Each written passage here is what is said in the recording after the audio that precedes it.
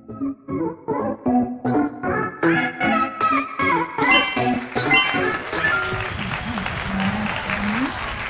Lori or Roy Envy channel. Ngayon, iilan lang ating pagiging art teacher. I will present to you some of the materials I'm using whenever I do art, especially watercolor art or watercolor painting. I would like to show you some of the brushes I used, and here they are. Do you know how to take care of your brushes? Well, as a matter of fact, you really need to take care of them because they're part of your life as an artist. These are the samples of the brushes that was disregarded. Mga napabayaang mga paint brushes. Look at this one. Tingnan nyo. I forgot to let it dry upside down. Dapat kasi when you let your brushes dry after washing, you have to let it dry upside down. This one naman, it was not conditioned very well. So the brush is like very dry and freely. This also was dried with the brush down. Same thing with this one. It should be dried upside down or just sideways, lying down on the table with some tissue. This one I forgot to wash it off. See, look at the paint still there. That's why it made the brush really dry and so sticky. Same thing with this one. You should never let it dry with the brushes downwards. It should be always upwards. Or you should let them dry after washing, let them dry on the table with some tissue. This one I forgot to wash off the paint also. I used this for acrylic, which is really wrong because this is a watercolor brush, not an acrylic brush. Same thing with this one. Itong pinakakawawa. Tingnan nyo.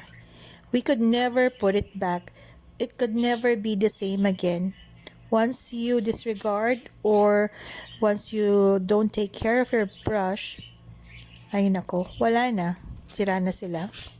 So, let me start with the different brushes.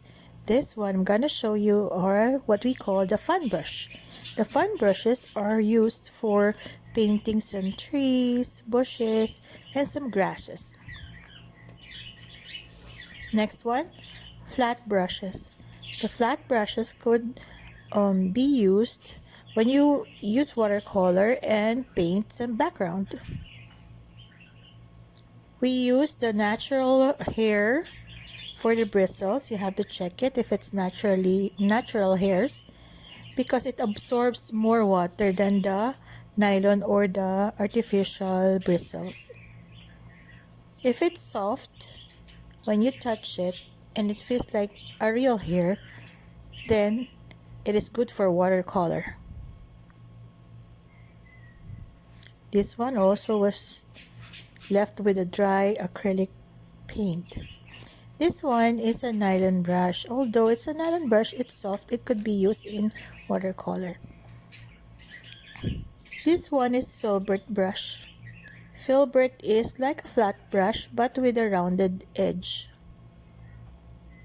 See, the brand is Taklon. Taklon, one of the expensive brand. And this one is Derwent. Derwent, I think a German brand, which is high-end also. And this flat edge brush is used when you're painting some corners or some edges, which you need some precision. And these are the round brushes. I have so many different kinds of round brushes that comes in sizes. This one is very good in painting some big flowers, big leaves, or painting some backgrounds, which is wider. Always remember to use big brushes when you're going to paint the backgrounds or big objects so that you will save a lot of time. Just imagine using a small brush and you're gonna paint a whole wide paper or a whole wide drawing. No. So this is another big brush. The brushes comes with different sizes, and the sizes are indicated on the handle. So if you could see, there are numbers. Yeah, this one is size 11. This is a round brush. This is size 7, also a round brush. A size 6. I think these hairs are squirrel hair. Some are horse hair, some are natural human hair. All those natural hairs are good in using for the watercolor painting. This one I left it with acrylic paint. That's why it was dried up. These are all natural bristles.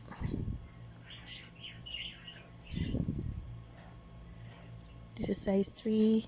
This one is also Taklon. The brand is Taklon, which is one of the expensive brushes. I don't know why it's expensive. Maybe it's very durable. This one is also expensive, but because of my laziness, I forgot to dry it immediately.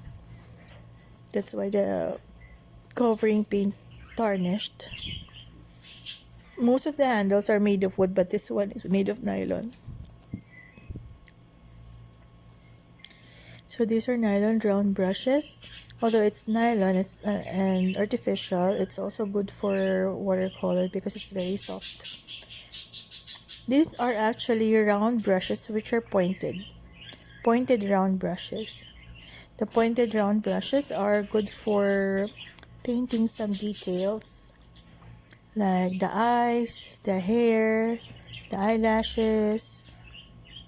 This is another high-end brand, Winsor & Newton Cotman brush.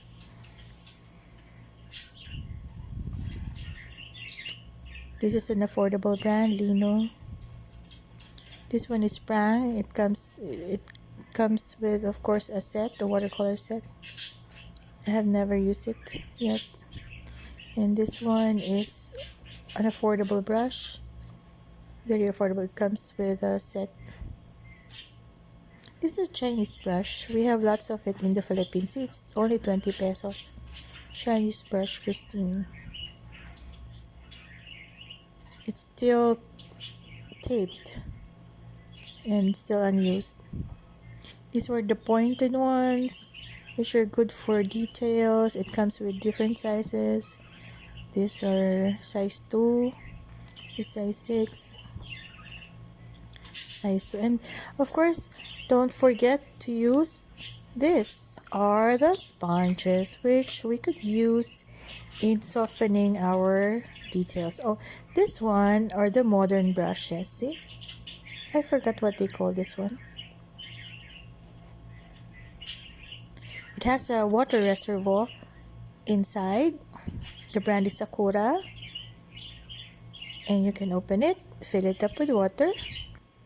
So you don't need to dip your brush in the water every now and then. You just have to push this part so the water will come out towards the brush. See? It's very amazing. This product is really amazing. One of the latest innovation in the watercolor brushes field. Yes, I like this very much. It saves a lot of time. And of course you have to see it's really moist and it's really wet. This is Derwent, made in Germany. Also one of the high-end brand, I think, if I'm not mistaken. See, it's ready to use actually.